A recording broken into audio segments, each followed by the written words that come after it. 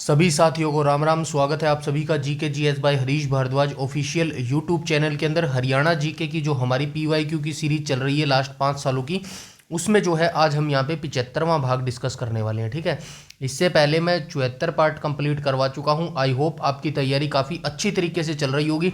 I know अभी जो आप सिस्टम अभी चला हुआ है वो काफ़ी बोरिंग चला हुआ है। क्यों चला हुआ है? एक तो आपका एचएसएससी ग्रुप सी का जो है रिजल्ट नहीं आया, दूसरा आपका हरियाणा पुलिस का जो है नोटिफिकेशन नहीं आया, इसीलिए जो है ये चीज़ें आपको बोरिंग लग रही हैं। लेकिन ये जो बोरिंग चीज़ें होती है ना, यही काम की होती है। अभी जो इन्वेस्टमेंट करोगे तभी जाके रिजल्ट में जो है आपको आउटपुट देखने को मिलेगा। ये दिमाग से भ्रांति जो है निकाल देना कि नोटिफिकेशन आएगा और उसके 4-5 महीने में तैयारी करके हम जो है सिलेक्शन ले लेंगे। ऐसे सिलेक्शन नहीं होगा। सिलेक्शन लेने के लिए आपको बेसिक से पढ़ना पड़ेगा, जीरो से पढ़ना पड़ेगा, डिटेल से पढ़ना पड़ेगा, कंसिस्टेंसी पढ़ना पड़ेगा। ठीक है, तो ये सारी चीज़ें अपनाओगे तभी जाके जो है आपका रिजल्ट में सिलेक्शन हो पाएगा। तो चलिए आज के वीडियो सेशन की हम शुरुआत कर लेते हैं।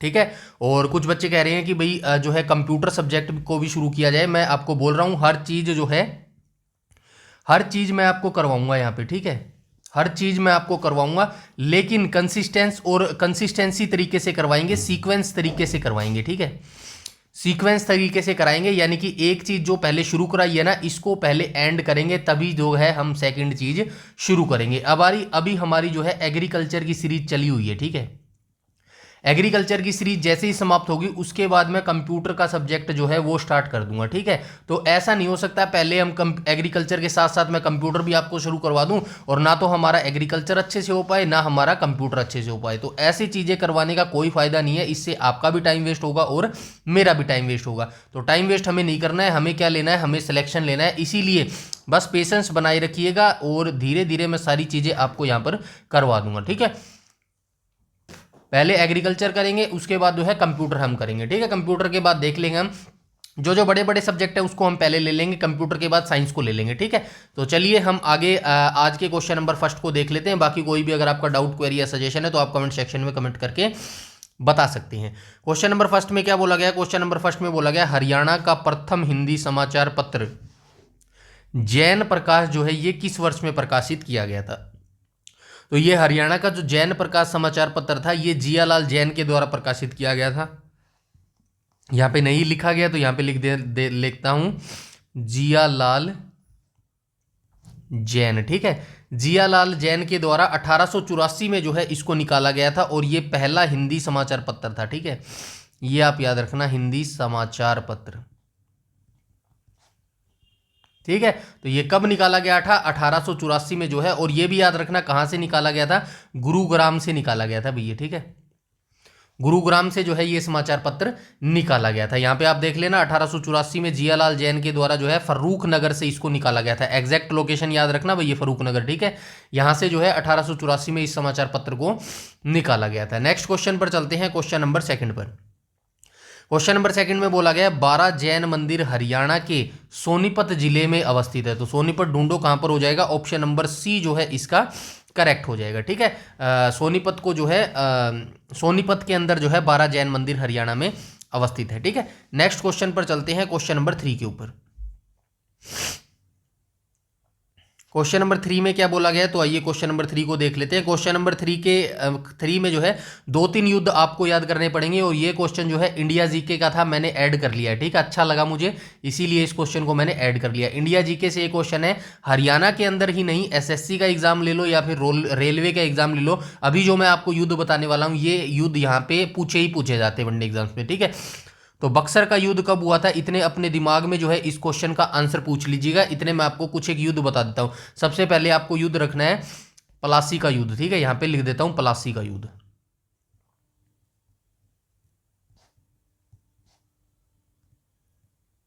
ठीक है, जो पलासी का युद्ध कब हुआ था? 23 जून 1757 को हुआ था। ये सारी चीजें आपको याद रखनी है जो मैं यहां पे लिख रहा हूं। ठीक है, 17 जून 57 को 1917 17 जून 1700 माफ कीजिएगा यार, 23 जून 1757 को जो है पलासी की लड़ाई लड़ी गई थी।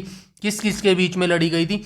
British east India company, Lord ये था रॉबर्ट क्लाइव। ठीक है, इसका नेतृत्व किसने किया था? Robert Clive. रॉबर्ट क्लाइव और किसके बीच लड़ा गया था? बंगाल का नवाब था सिराजुद्दौला। ठीक है, इनके बीच में जो है प्लासी की लड़ाई लड़ी गई थी। ये दोनों चीज आप याद रखेंगे। अब सेकंड युद्ध बताता हूं कौन सा आपको याद रखना है। एक युद्ध रखना आपको वांडीवाश का युद्ध, वांडीवाश का युद्ध। तो वांडीवाश का युद्ध किस किस के बीच में हुआ था? अंग्रेज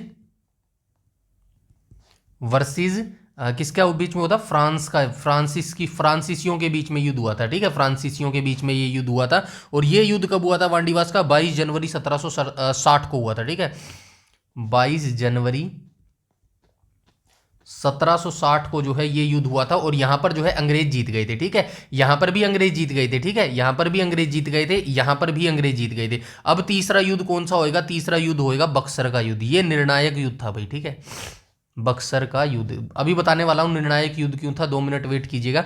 बक्सर का युद्ध, तो बक्सर का युद्ध कब लड़ा गया था? यह लड़ा गया था 22 अक्टूबर 1764, 22 अक्टूबर 1764 को। ठीक है, बक्सर का युद्ध कब लड़ा गया था? 1764 के बीच में लड़ा गया था। और इसमें अंग्रेजों की सेना का, अंग्रेजों की जो सेना थी ना, वो किसके खिलाफ लड़ी थी? तो इसकी जो संयुक्त सेना थी, मतलब बक्सर का जो युद्ध था, वो किसके बीच में लड़ा गया था? तो ये ब्रिटिश ईस्ट इंडिया कंपनी, जिसका नेतृत्व किसने किया था? हेक्टर मुनरो ने किया था। ठीक है, हेक्टर मुनरो ने किया था, हेक्टर मुनरो ने किया था। और 3 भारतीय शासकों की सेना थी, 3 भारतीय शासकों की सेना जो है मिलकर लड़ी थी।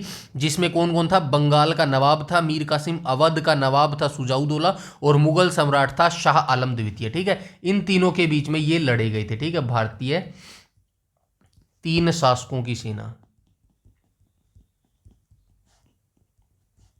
और ये जो भारतीय शासक थे ना 3, इन तीनों की संयुक्त सेना ने भी जो है अंग्रेजों को नहीं हरा पाए थे। और यही जो है निर्णायक युद्ध हुआ था। अब मैं थोड़ा सा आपको रिकैप करवा देता हूं।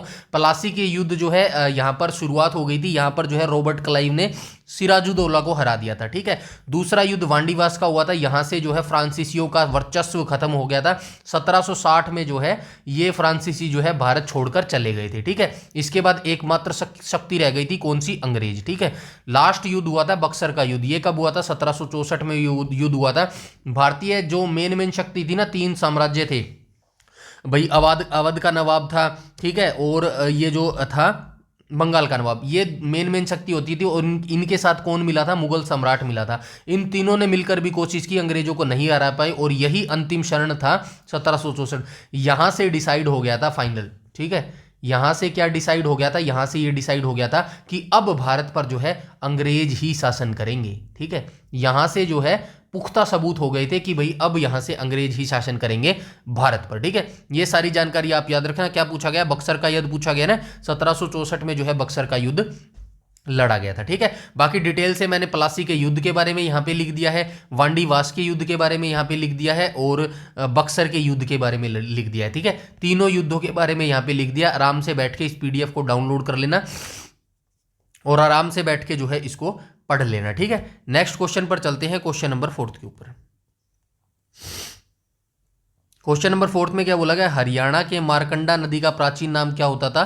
तो ये अरुणा होता था। ठीक है, बहुत बार इस क्वेश्चन को कर चुके हैं। और हरियाणा की मोस्टली जितनी नदियां है ना, उसके बारे में मैं बहुत बार आपको बता चुका हूं। आई होप अब जो है आपको दिमाग में रट गया होगा, और रटना ही है हमें। ठीक है ना, हमें सिर्फ 1 नंबर पक्के करने से मतलब है, हमें कुछ नहीं लेना देना किसी क्वेश्चन से। ठीक है, हमें इतनी आंखों के आगे से वो क्वेश्चन बार बार रिपीटिशन निकाल देने हैं कि जैसे ही क्लिक करे क्वेश्चन एग्जामिनर में, क्वेश्चन पेपर में एग्जामिनर उस क्वेश्चन को, उसी समय हमारे दिमाग जो है उस क्वेश्चन को क्लिक करके ले आए। ठीक है ना, तो ये अरुणा हो जाएगा। हरियाणा की मारकंडा नदी का जो प्राचीन नाम है ना, ये अरुणा हो जाएगा। ठीक है, उद्गम स्थान आप सभी जानते हैं, हिमाचल प्रदेश के सिरमौर जिले की शिवालिक पहाड़ियों से होता है। अंबाला के पास जो है हरियाणा में ये प्रवेश कर जाती है। ठीक है, नेक्स्ट क्वेश्चन पर चलते हैं, क्वेश्चन नंबर 5 पर।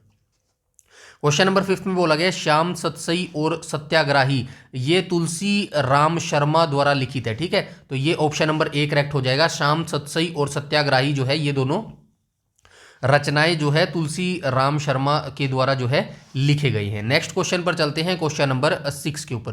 क्वेश्चन नंबर 6 में क्या बोला गया? हरियाणा में अरावली पर्वतों का सबसे ऊंचा प्रदेश डैश है। करोशीकर भाई, ये कहां पर? ये मोरनी हिल्स में है। ठीक है,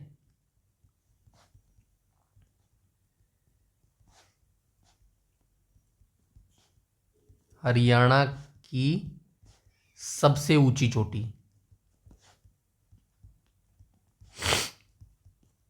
ठीक है। और ये कहाँ पर है, मोरनी हिल्स में हो जाएगी, पंचकूला के अंदर, ठीक है। उसके बाद जो है टिपरा पर्वत कहाँ पर है, ये भी जो है शिवालिक के अंदर ही है, ठीक है। ये भी आप याद रखना, उत्तर मतलब उत्तर पूर्व में ही है टिपरा पर्वत भी। उसके बाद ये धनसी पर्वत नहीं आएगा, यहाँ पे ढोसी पर्वत आएगा भाई, ठीक है। ढोसी पर्वत आ जाएगा, ठीक है। इसको थोड़ा सा यहाँ पे करेक्ट कर लेना भाई, ढोसी पर्वत आएगा ये, ठीक है। तो ये ढोसी पर्वत है और ये कहाँ पर अवस्थित है, महेंद्रगढ़ में अवस्थित है। महेंद्रगढ़ में अवस्थित है और इसकी जो चोटी है उसका नाम ढोसी पर्वत, ठीक है ना। और ये महेंद्रगढ़ का गांव है कुलजातपुर, वहीं पर जो है ये ढोसी पर्वत अवस्थित है, ठीक है। ये आप याद रखेंगे। 652 मीटर हाइट है इसकी, ठीक है। 652 मीटर इसकी हाइट हो जाएगी। नीचे लिखा है क्या, लिखा है देखो, ढोसी पर्वत हरियाणा के महेंद्रगढ़ जिले में अवस्थित है। करो शिखर हरियाणा राज्य की सबसे ऊंची चोटी है, हरियाणा के पंचकूला जिले में मोरनी हिल्स क्षेत्र के पास जो है अवस्थित है। तो ये दोनों चीजें आप याद रखेंगे, हरियाणा का उत्तरी भाग की सर्वोच्च चोटी और जो है दक्षिणी भाग की सर्वोच्च चोटी, ठीक है। और ये ढोसी पर्वत कहाँ पर अवस्थित है, जैसे ये मोरनी हिल्स में अवस्थित है ना, कहाँ गया ये, करो चोटी कहाँ पर है, मोरनी हिल्स में है। तो ये ढोसी पर्वत कहाँ पर है, तो ये अरावली पर्वत में है भाई, याद रखना, अरावली, ठीक है। अरावली रेंज के अंतर्गत जी ये आती है, ठीक है। नेक्स्ट क्वेश्चन पर चलते हैं, क्वेश्चन नंबर 7 पर।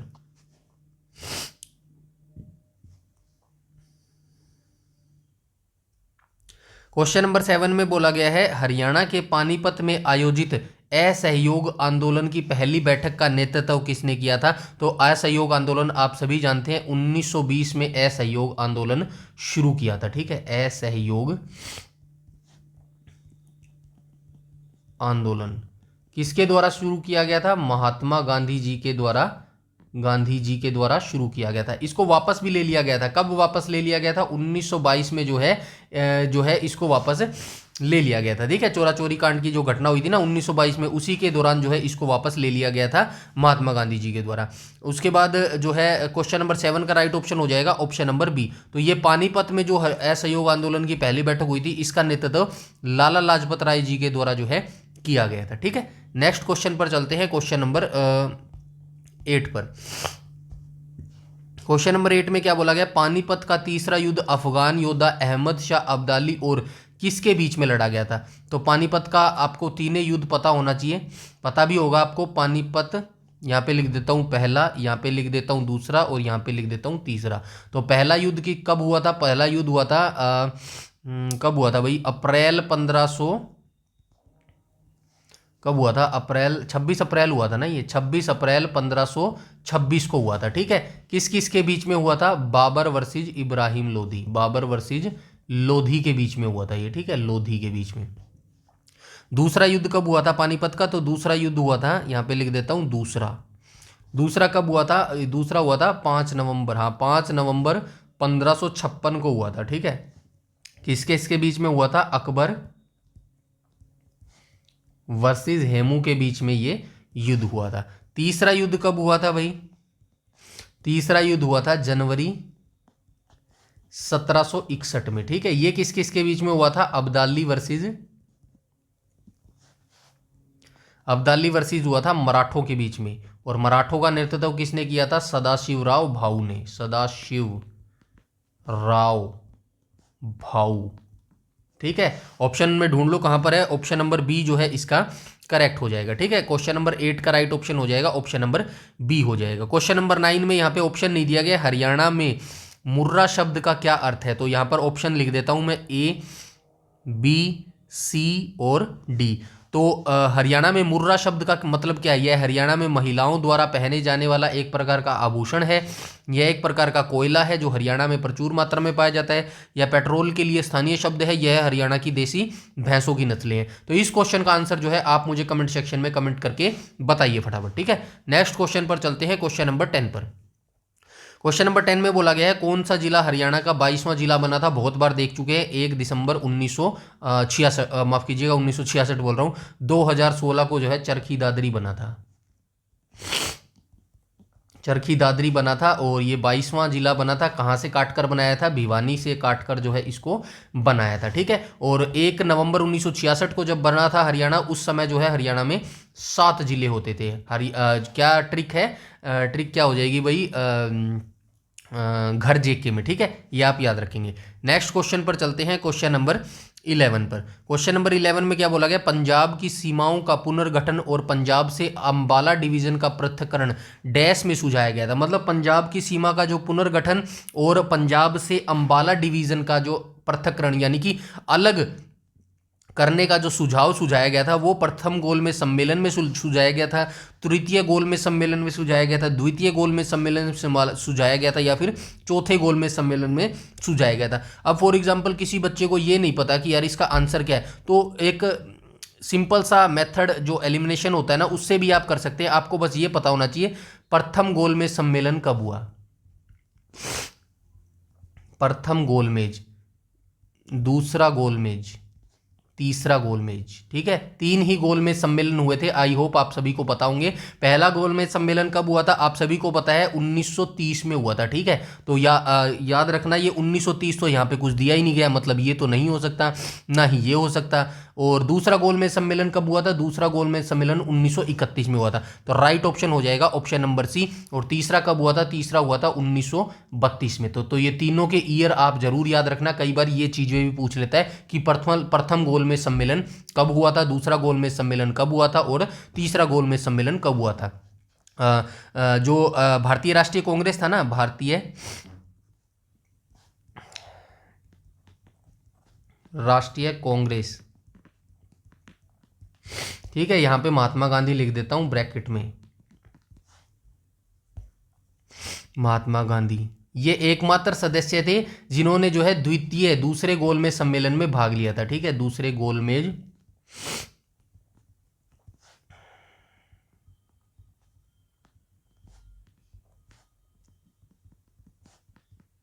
ठीक है, ये एकमात्र ऐसे भारतीय राष्ट्रीय कांग्रेस के सदस्य थे जिन्होंने एकमात्र जो है इसमें द्वितीय गोलमेज सम्मेलन में भाग लिया था। और तीनों गोलमेज सम्मेलनों में भाग लेने वाले व्यक्ति कौन थे, तीनों गोलमेज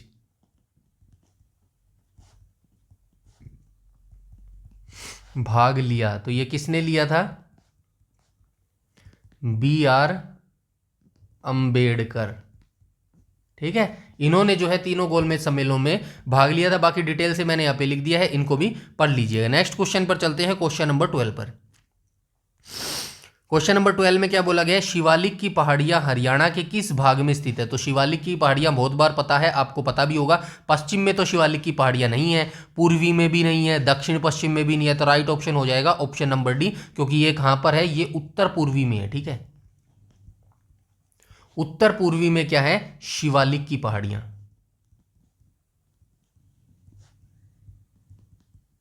ये देखो क्वेश्चन कैसे घुमा रखा है। ठीक है, ऐसे ही क्वेश्चन पूछता है HSSC, इसीलिए जो है मैं आपको यहां पर तैयारी करवा रहा हूं इतने अच्छे से, ताकि हर चीज के लिए आप प्रिपेयर हो। नॉर्मली बच्चे, कुछ बच्चे जरूर मैं डेफिनेटली गारंटी दे सकता हूं इस पूर्वी को जो है ऑप्शन बिल्कुल टिक मार के आएंगे, और एग्जामिनर यही चाहता है, सजा के दिया है दूसरे नंबर पर, बच्चा यहीं पर रुक जाए। ठीक है, क्योंकि बच्चा आगे जाएगा ही नहीं, पूर्वी दिख गया उसको लगा देगा, ठोक देगा, लेकिन एग्जैक्ट जो लोकेशन है ना शिवालिक की, वो उत्तर पूर्वी है, याद रखना। ठीक है, नेक्स्ट क्वेश्चन पर चलते हैं, क्वेश्चन नंबर 13 पर। क्वेश्चन नंबर 13 में क्या बोला गया है, तो क्वेश्चन नंबर 13 में बोला गया हरियाणा के इस स्थान पर फिरोज शाह तुगलक ने 1354 में जो है एक किला स्थापित किया था, हिसार।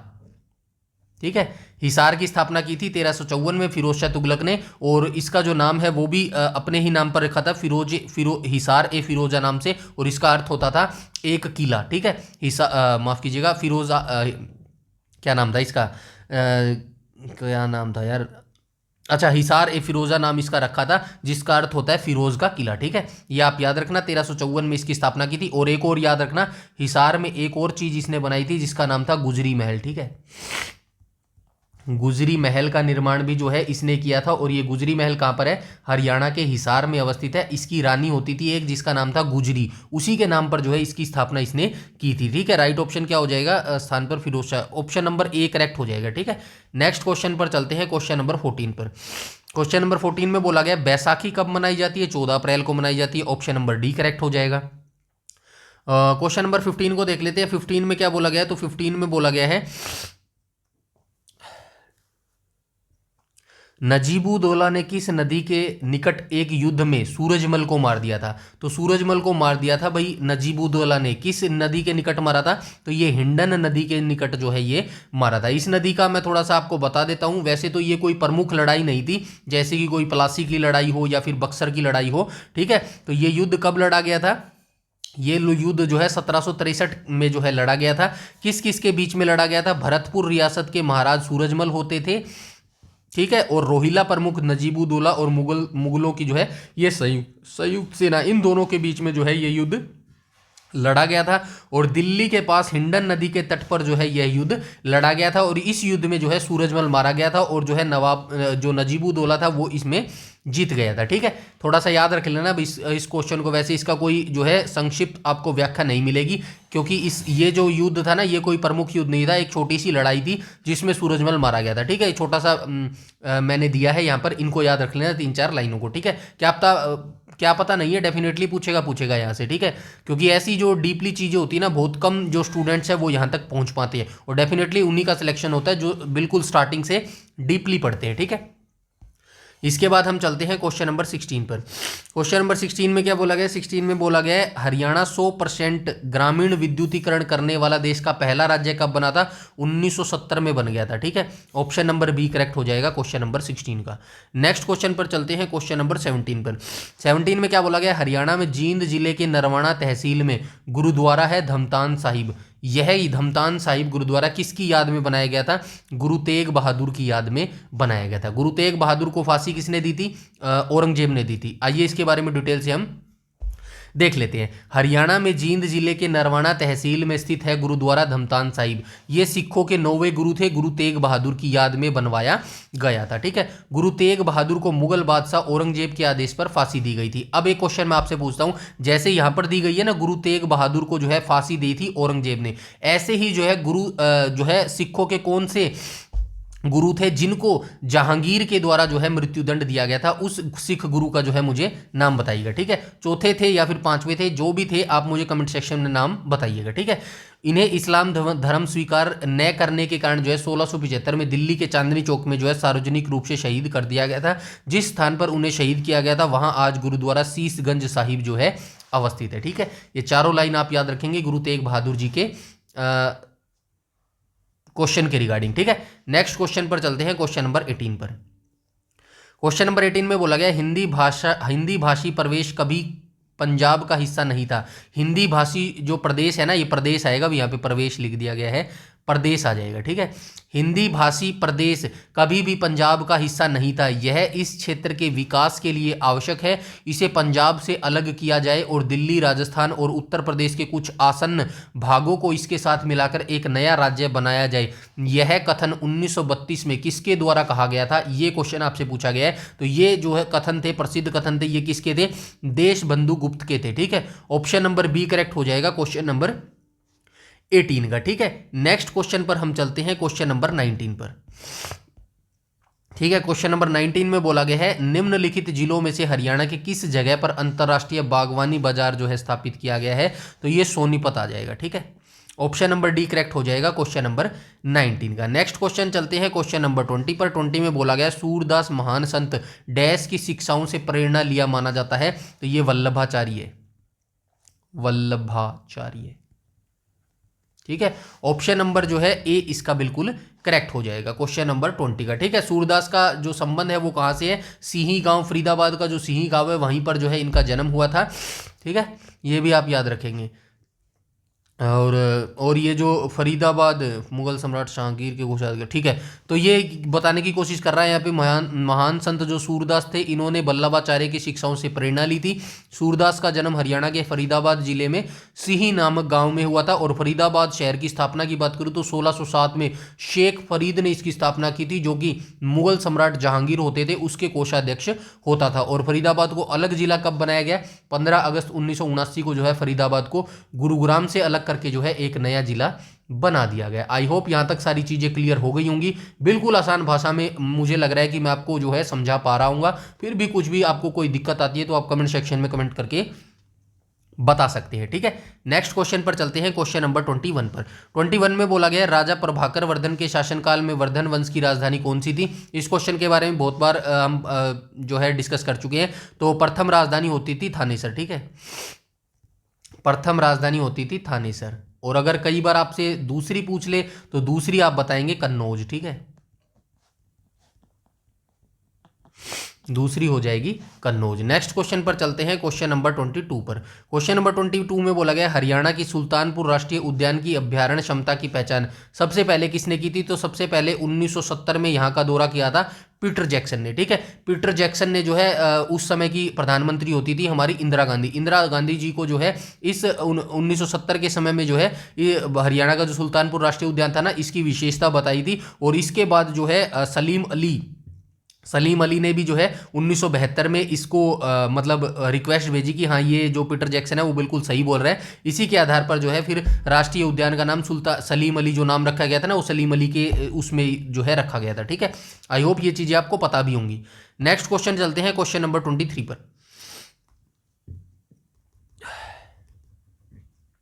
क्वेश्चन नंबर 23 में क्या बोला गया, इनमें से कोई नहीं। अच्छा, ये है इसमें आ गया क्या ऑप्शन, चलिए इसको काट देना भाई थोड़ा सा। ठीक है, हो जाती है यार जल्दबाजी में कई बार गलतियां। ठीक है, ऐसे कर लेना। चलिए इस पीडीएफ को ना मैं ऐसे ही सेव कर देता हूँ। ठीक है, ताकि आपको दोबारा फिर देखनी ना पड़े वीडियो। चलिए मैं यहीं पे सेव कर देता हूँ उसको। कहाँ है सेव का ऑप्शन, ये रहा। ठीक है, ये सेव हो गई, देखो।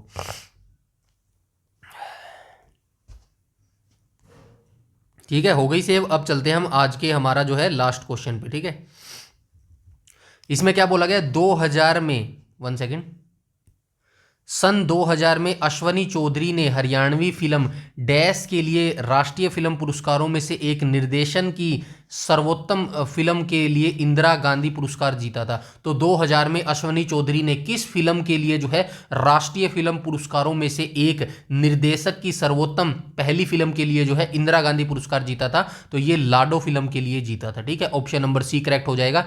याद रखना, लाडो फिल्म जो है 2000 में आई थी। और हरियाणा की पहली फिल्म कौन सी थी,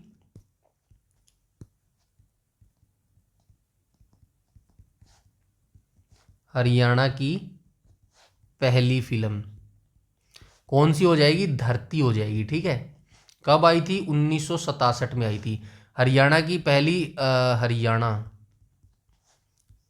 हरियाणा की सफलतम फिल्म, ये भी आपको पता होना चाहिए। सफलतम फिल्म, हरियाणा की जो सफलतम फिल्म है वो कौन सी हो जाएगी, वो चंद्रावल हो जाएगी। चंद्रावल हो जाएगी। ठीक है, इसका ईयर आप मुझे बताएंगे चंद्रावल फिल्म जो है कब आई थी। ये ईयर आप मुझे जो है कमेंट सेक्शन में बताना, 1983 था या फिर 1984 था। ये आप फटाफट मुझे कमेंट सेक्शन में कमेंट करके बताएंगे। और ऑफिशियल जो आंसर की है मैंने ये नीचे ही यहाँ पर आपको दे दी है। किसी भी प्रकार की आपको कोई भी समस्या अभी तक आई हो तो प्लीज़ जो है आप मुझे कमेंट करके बताएंगे, ताकि मैं उस समस्या को जो है दूर करने की कोशिश कर सकूं। और अगर आपको अभी तक बिल्कुल सारे जो सेशन है वो अच्छे लगे हैं, आपकी जो नॉलेज है वो भी इंक्रीज हुई है, तो भी आप मुझे कमेंट सेक्शन में बता लेना। आपका एक एक जो कमेंट है वो मेरे लिए वैल्यूबल है और मुझे वो हर टाइम जो है मोटिवेट करता रहता है। ठीक है, तो अपने जो सजेशन है वो जरूर कमेंट सेक्शन में बताना। और मेरे मोटिवेशन के लिए बस वीडियो को लाइक कर देना और शेयर कर देना। ठीक है, वीडियो को लाइक और शेयर कर देना।